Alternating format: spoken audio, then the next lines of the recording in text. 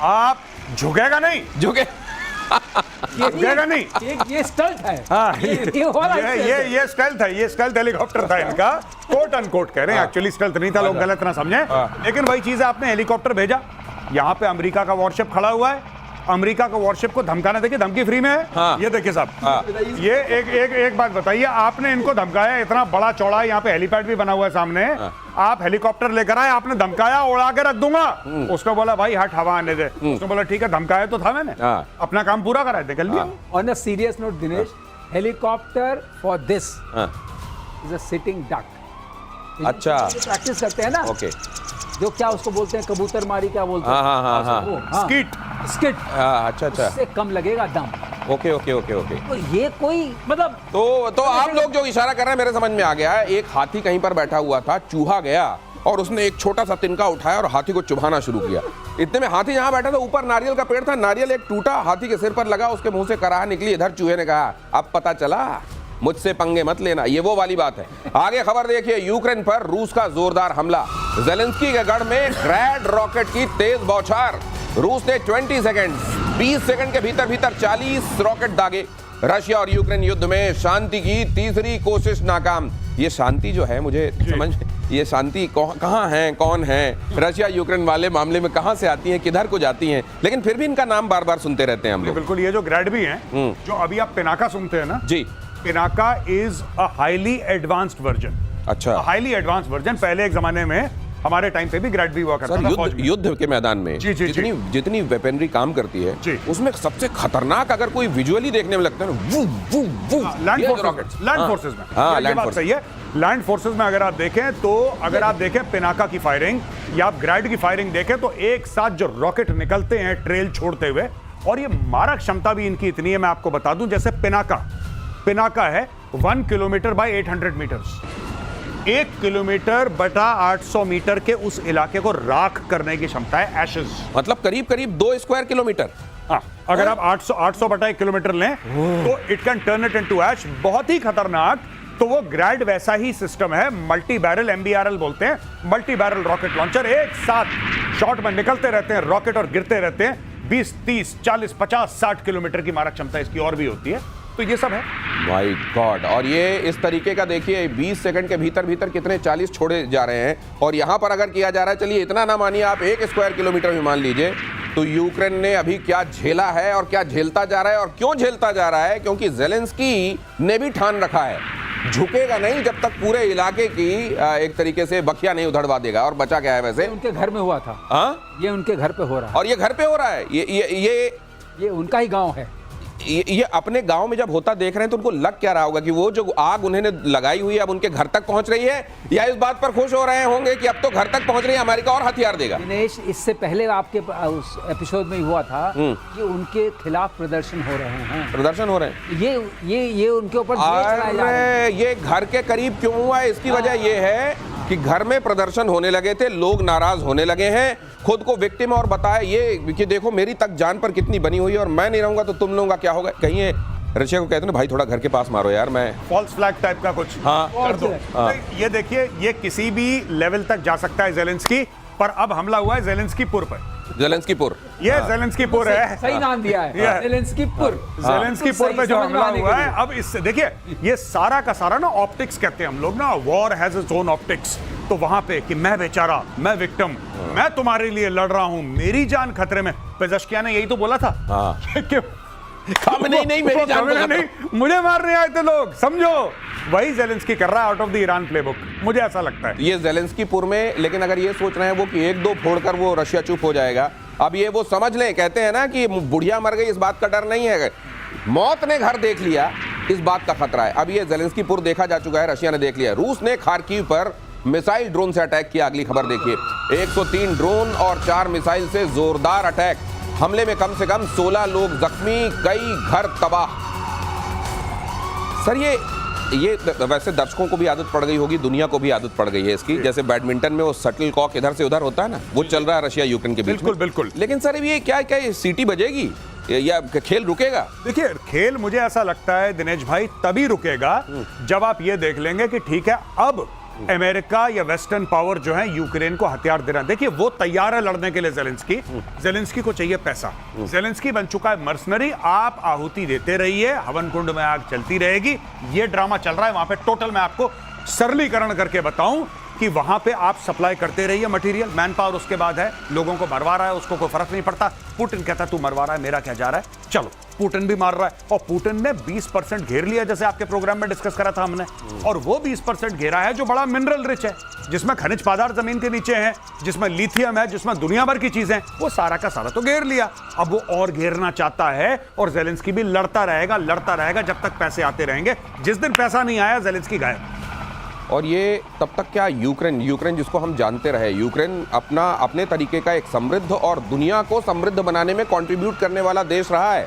क्या उस मोड़ तक पहुंचने तक भी यूक्रेन वैसा रह जाएगा या बहुत देर लगेगी यूक्रेन को वहां तक पहुंचने में? श्रीवास्तव सर, बहुत देर अब लगेगी, क्योंकि यूक्रेन की जो कंपनी थी, अगर मैं आपको नाम बना दूं, अपने आप में लीडिंग कंपनीज थी।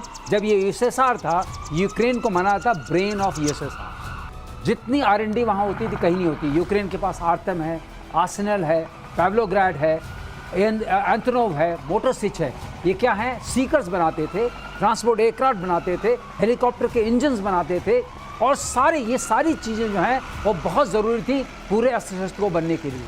वो सब नष्ट हो गया। अब सिर्फ बेवकूफ बनाते हैं। और अब क्या रह गया? ओलिगार्क्स आए, जब उनका विघटन हुआ, जी बिल्कुल, उन ओलिगार्क्स ने अपने बच्चों को यूरोप में भेज दिया और कहा अब हम यूरोप में शामिल होंगे और नाटो के मेंबर बनेंगे। उस जुनून ने पूरा का पूरा यूक्रेन नष्ट कर दिया। यूक्रेन के पास अब कुछ नहीं है, इनमें से कुछ नहीं बचा है, ना पैसा बचा है ना आर्मी। और वो जो 20% एरिया गया है दिनेश, उसमें गोल्ड के भी माइंस हैं, गोल्ड माइंस भी हैं, रेयर अर्थ मेटल भी है, रेयर अर्थ हैं, और आपके शो में ही हुआ था। तो ये कुल मिलाकर ये है कि कुछ लोगों की जिद की वजह से पूरा का पूरा एक इलाका, उसमें रहने वाले लोग, उसकी समृद्धि कैसे प्रभावित होती है, उसका एक उदाहरण है रशिया यूक्रेन। और रूस पर यूक्रेन का जोरदार पलटवार भी देख लीजिए।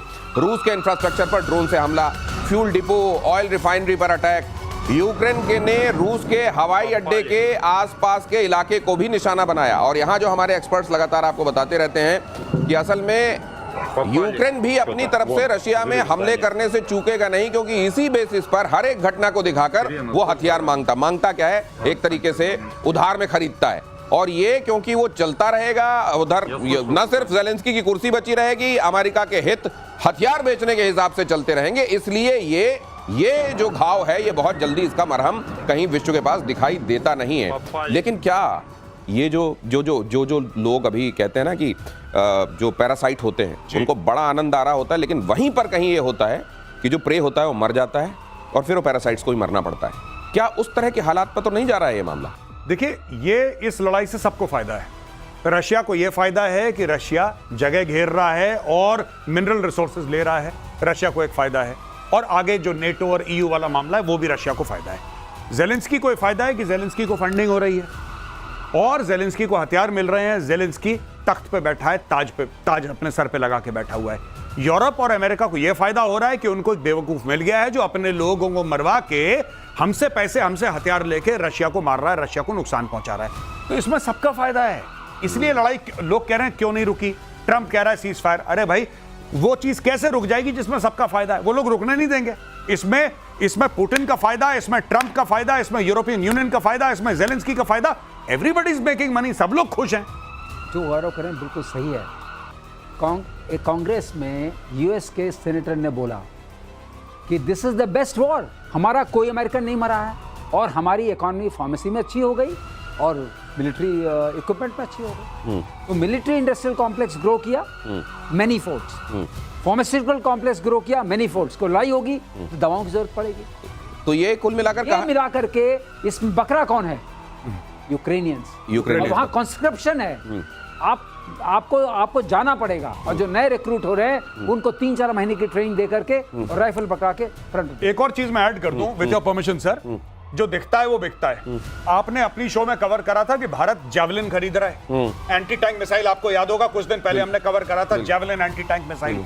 जावेलिन एंटी टैंक मिसाइल का सबसे बड़ी जो उसकी नुमाइश हुई थी, कहां पे हुई थी दुनिया में? Russia Ukraine. रशिया यूक्रेन में। जाहिर सी बात है भारत को दिखेगा, भारत लेगा, 10 और देश लेंगे जावेलिन मिसाइल। चांदमारी रेंज बन गई है, मतलब चांदमारी रेंज। भाई साहब ऐसा फायरिंग रेंज बना दिया यूक्रेन को। ये कुल लेटेस्ट वेपन्स टेस्ट करो। वेपन्स को टेस्टिंग के लिए ये लेबोरेटरी बन गई है। आम यूक्रेनियन भुगत रहा है। वहां पर ऐसा नियम है कि अगर आपको फौज में भर्ती होना ही पड़ेगा, आप उससे मना नहीं कर सकते हो, तो वहां के लोग, आम लोग पिस रहे हैं। और ये विन विन सिचुएशन वाली जो स्थिति बनी हो, जब इकोनॉमी का एक सशक्त मॉडल बन गया है, तो वॉर क्यों रुकेगी? अब इधर देखिए, सीरिया के इदलिब में एक बड़ा धमाका हुआ।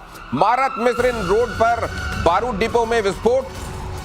धमाके में कई लोगों के मारे जाने की खबर। ब्लास्ट क्यों और कैसे हुआ, इसका खुलासा नहीं हुआ। ये सीरिया भी हमेशा क्यों सुलगता रहता है? देखिए, इजराइल की आदत है ट्रंप की इज्जत रखना। हाँ। ट्रंप ने बोला सीज फायर। हाँ। देखिए, हाँ। ट्रंप ने बोला सीज फायर ईरान में होगा। हाँ। इज्जत रखी, सीज फायर हो गया, लेकिन धमाके चालू हैं। यहां पे ट्रंप ने बोला क्यों कर रहे हो, क्यों कर रहे हो, रोको। इज्जत रखी ट्रंप की, धमाके फिर चालू हैं। यानी कि इज्जत पूरी है, बात नहीं मानता, इज्जत पूरी रख रहा है। ये जो आप धमाके, ये धुआं के बादल देख रहे हैं, ये इज्जत रख रहा है ट्रंप की। वो अब ये करवाया किसने होगा? ठीक है, जो उनका प्रेसिडेंट है सीरिया का, उसने तो नहीं अपने ऊपर बम मरवाया है। वहां पे अभी कौन है? इजरायलीज हैं। आप मान के चलिए, हो ना हो इजराइल ने करवाया हो ना हो। तो ये अमेरिका की इज्जत रखते हुए जो किया जा रहा है, बात को मानूंगा नहीं, हुक्म को टालूंगा नहीं, ये दोनों ही बातें वहां जो चल रही हैं उसका ये उदाहरण है। और ये कुल मिलाकर इजराइल को जहां से भी, कहीं दूर दराज से भी ये लगता है यहां मेरे हित प्रभावित करने वाले लोग हैं जो मुझको नकारात्मक रूप से प्रभावित कर सकते हैं, इजराइल इंतजार नहीं करता। लश्कर और जैश की कश्मीर में नई साजिश। अगली खबर देखिए, युवाओं को भड़काने के लिए शुरू किया टीवी चैनल लॉन्च कर दिया युवाओं को भड़काने के लिए। टीवी चैनल के जरिए आतंकियों की भर्ती की जा रही है। सोशल मीडिया पर भी युवाओं को भड़काने का काम जोर शोर से चलाया जा रहा है। बॉर्डर एरिया में आतंकियों की ट्रेनिंग वाले सेंटर फिर से शुरू कर दिए गए। इतनी मार खाने के बावजूद फिर से सब शुरू है। एड भी चलते होंगे, देख लेना उस टीवी पे। मैं आपको बता रहा हूं किस टाइप के? ये जैसे कि लाइफ इंश्योरेंस के अलग नहीं, हुरों के नहीं सर, ये सब पाकिस्तानी कंपनियां पैसा देती हैं। दे आर टोल्ड कि तुम जैसे बैंक वाले पैसा देंगे, ये पैसा देंगे, वो कुछ लाख रुपए कि चैनल चलता रहे। ये लोग करते हैं। मैं छोटा सा एग्जांपल देता हूं। आदिल अहमद डर जो था, आदिल अहमद डर कौन था? वो कश्मीर का युवा था, कश्मीर का एक आतंकी था, कश्मीर का जैश ए मोहम्मद का था, जिसने पुलवामा का सुसाइड अटैक करा था। आदिल अहमद डर वो तो नहीं था पाकिस्तानी, वो तो लोकल था, लेकिन वहां पे उसको ऐसे ही प्लेटफॉर्म के थ्रू, इंटरनेट के थ्रू उसको रेडिकलाइज करा और उसको बोला कि भाई तू अपने आप को फाड़ दे। वो फाड़ गया। हमारे 40 भाई वीरगति को, जिसके बाद हमने बालाकोट की एयर स्ट्राइक्स करी थी और पाकिस्तान को सबक सिखाया था। तो ये सारी चीजें रेडिकलाइजेशन की होती हैं, आज से नहीं हो रही, कई समय से हो रही हैं। अब टेलीविजन चैनल उसका एक नया माध्यम, उनका FM है भाई साहब, FM रेडियो उनके अपने पेजेस हैं, उनके टेलीग्राम के चैनल्स हैं, उनकी वेबसाइट्स हैं, वो डार्क नेट पे अवेलेबल हैं, वो सब कुछ काम करते हैं। और सबसे बड़ी चीज सिर्फ ये नहीं कि वहां पे आम लोगों को, कश्मीर में लोगों को भड़काओ, कश्मीर में लोगों को रेडिकलाइज करो और कश्मीरियों को बोलो कि तुम ये कर दो। वो लोन वुल्फ अटैक्स होते हैं ना, ये भी तो लोन वुल्फ ही था जो करवा दिया इन लोगों ने। तो यही कर रहे हैं लोग। टीवी चैनल शुरू कर दिया गया, FM वहां पर काम कर रहा है और लोगों को रेडिकलाइज करने के लिए इंटरनेट से लेकर तमाम ये जो इस्तेमाल किया जा रहा है। मुझे ये लगता है कि वो लोग जिनके हाथों में, जो कहते हैं कि दुनिया के दादा हैं, जिन्होंने आइडेंटिफाई कर लिया ये गड़बड़ करने वाले लोग हैं, वो किस बात का इंतजार करते हैं? मगर इसमें एक चीज दिनेश आपने नोटिस की, सब में पाकिस्तान की डिनाइबिलिटी बनी हुई कि मैंने नहीं लॉन्च किया, मैंने कुछ नहीं किया। हाँ। क्यों सर, क्यों? स्टेट की जो डिनाइबिलिटी बनी हुई है, हाँ। लेकिन हर तरह के धमाके, राइट, हर तरह के धमाके हो रहे हैं। हाँ। स्टेट ने अपनी डिनाइबिलिटी बना के देखी। हम जो बात अभी आजकल करते हैं, हमें इनसे सीखना चाहिए। ये वाला तरीका, प्लॉजिबल डिनाइबिलिटी क्या है? हाँ, कैंप बन रहे हैं, अब कैंप में धमाके हुए सीरिया टाइप, हमें क्या पता, की पता। तो वे अगर जब तक आप नहीं करेंगे, ये एक चीज सीखना, दुश्मन से सीखना चाहिए। मतलब आप ये कह रहे हैं कि पाकिस्तान में अज्ञात बंदूकधारियों को और एक्टिव होना चाहिए, बहुत एक्टिव होना चाहिए। बंदूक से काम नहीं चलेगा, अब धमाकों से काम चलेगा, क्योंकि कैंप बड़े बड़े हैं। मैं तो कह रहा हूँ पाकिस्तान के अंदर ही, जैसे लश्कर ए तैयबा है, आप एक दूसरा ग्रुप पाकिस्तान के अंदर खड़ा कर दीजिए जो पाकिस्तान को सॉर्ट आउट करे, अंदर ही लड़ मरे। क्योंकि पाकिस्तान में तो जज्बे वाली कौम है और हथियार इनका जेवर है। ये लोग खुद कहते हैं हथियार हमारा जेवर है, तो जेवर है तो वेरी गुड।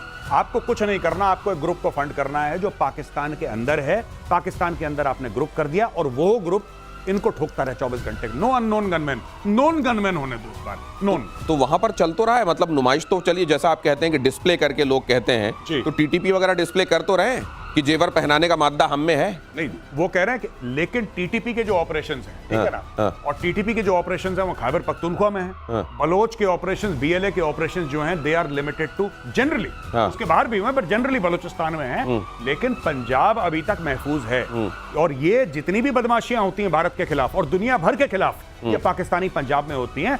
जब तक इनको लाहौर में ये महफूज अपने आप को महसूस करेगा, मैं वर्ड लाहौर यूज कर रहा हूं, मैं मुरीदके की बात और बहावलपुर की बात नहीं कर रहा, मैं लाहौर की बात कर रहा हूं। जब तक ये लोग लाहौर में महफूज हैं, तब तक पाकिस्तान ऐसी बदमाशियां करता रहेगा। लाहौर का इलाज होना जरूरी है। अब सवाल ये है कि अगर ये हो रहा है, क्या किसी भी ये अगर डिनाइबिलिटी के दायरे में आता है, तो इसको कम से कम वर्ल्ड फ्रेटर्निटी के सामने इस तरीके से पेश नहीं किया जा सकता क्या कि देखिए पाकिस्तान ये गड़बड़ियां तक कर रहा है। मास कम्युनिकेशंस के जो साधन होते हैं वो मास किलिंग के साधन बनाए जा रहे हैं।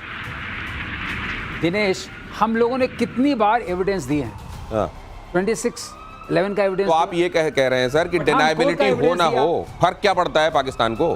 फर्क कुछ नहीं पड़ता है। इसलिए आपको एविडेंस नहीं देना है, आपको जज बनना है, आपको फैसला देना है। लेकिन फैसला देकर जो आप कार्रवाई करेंगे, जो पॉज के टाइम में, वो ऐसी होनी चाहिए कि डिनाइबिलिटी आपकी भी स्टेट की बनी रहे। तो क्या इन लोगों के इलाज के संदर्भ में मेजर गौरव आर्य जी, डूरंड लाइन वाला मसला भी क्या एक बड़ा मसला है? बहुत बड़ा मसला है। क्या किया जा सकता है उसमें? और आपको पता हो ड्यूरेंट लैंड की सबसे खूबसूरत बात क्या है? चाहे वो कम्युनिस्ट हो, नजीबुल्ला जैसा, चाहे इनका राजा हो, चाहे वो तालिबान हो, चाहे अहमद करजाई हो, कोई भी अफगान ड्यूरेंट लाइन के इस तरफ वाला या उस तरफ वाला, पाकिस्तान वाला या अफगानिस्तान वाला, ये ड्यूरेंट लाइन को नहीं मानते हैं। ये आपके लिए गोल्ड माइन है, गोल्ड माइन है आपके लिए। और मैं सिर्फ ड्यूरेंट लाइन की क्यों बात कर रहा हूं? पाकिस्तान के अंदर इस्लाम के 72 फिरके हैं, 72 फिरके, और हर एक फिरका दूसरे को काफिर बोलता है। आपके लिए गोल्ड माइन है। बताइए, ये हाल है क्या? वो सारे के सारे मैक्सिमम लोग, मैक्सिमम, सॉरी माफी चाहूंगा, बीच में बोल रहा हूं, मैक्सिमम पाकिस्तानी बरेलवी हैं। बरेली कहां है? उत्तर प्रदेश में।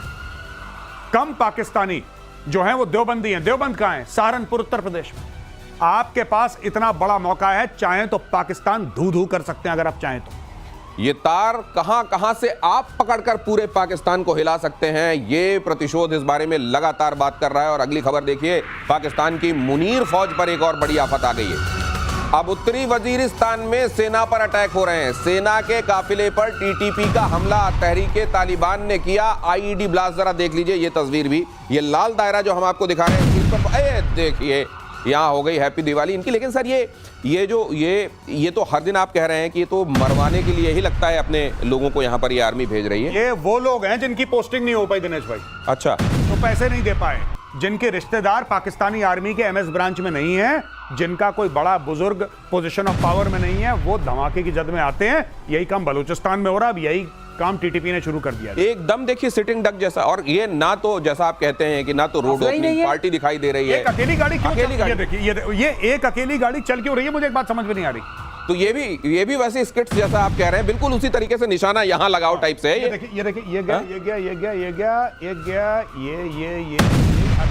ये अब देखिए, सुनिए, सिंपल सी बात है। जब भी चलती है फौज ना, फौज कॉन्वॉय में चलती है दोस्तों। 10-15 गाड़ियां होती हैं, एक लीडिंग व्हीकल होती है, एक पीछे से गाड़ी होती है, और बीच में आपकी रोड ओपनिंग पार्टी होती है। यानी कि जो हाइट है, हाइट्स को ऑक्यूपाई करती है road opening party. Road opening party metal detector लेके पूरे रोड को छानती है, कहीं पे बॉम्ब तो नहीं लगाया है, कहीं पे कुछ आईईडी तो नहीं लगाए, एक एक चीज को सैनिटाइज करती है। फिर वो रेडियो सेट पे बताती है ऑल क्लियर, तब जाके कॉन्वॉय मूव करता है। ये अकेली गाड़ी पता नहीं ऐसे जैसे कंपनी बाग में टहल रहे होंगे। अच्छा, एक बार हो गया, 2 बार हो गया, 10 बार हो गया, भैया कब बुद्धि आएगी तुम्हें? तुम डेली के डेली ऐसे ठोके जा रहे हो, कभी बलूचिस्तान में ठोके जा रहे हो, कभी खैबर पख्तूनख्वा में। ये आपस में बातचीत नहीं करते। एक व्हाट्सएप ग्रुप बना लो तुम लोग, सुनो मेरी बात पाकिस्तानी फौजियों, एक व्हाट्सएप ग्रुप बनाओ कि इतने ठोके गए, अब तुम लोग ध्यान रखना आगे से। आपस में बातचीत ही कर, ये बात भी नहीं करते। कहीं ऐसा तो नहीं है कि खाने पीने के लाले पड़ रहे हैं, जनसंख्या इस तरीके से कुछ कम की जाए, रिसोर्सेज को कम लोगों में बांटा जाए? दिनेश, ये प्रतिशोध का अच्छा आपने तरीका निकाला कि कम करते जाओ, कम करते जाओ। लेकिन खास बात है, on a serious note, on a serious note, हाँ, ऑन अ सीरियस नोट, ये जिस तरह की आर्मी का मूवमेंट है, और मैं देख रहा हूँ, मैं तो एयरफोर्स से हूँ, मैं भी अचंभित। गौरव बिल्कुल ठीक बता रहे हैं, क्योंकि ये लगता है आइसोलेटेड, ये खुद ही लोन वुल्फ बन के जा रहे हैं।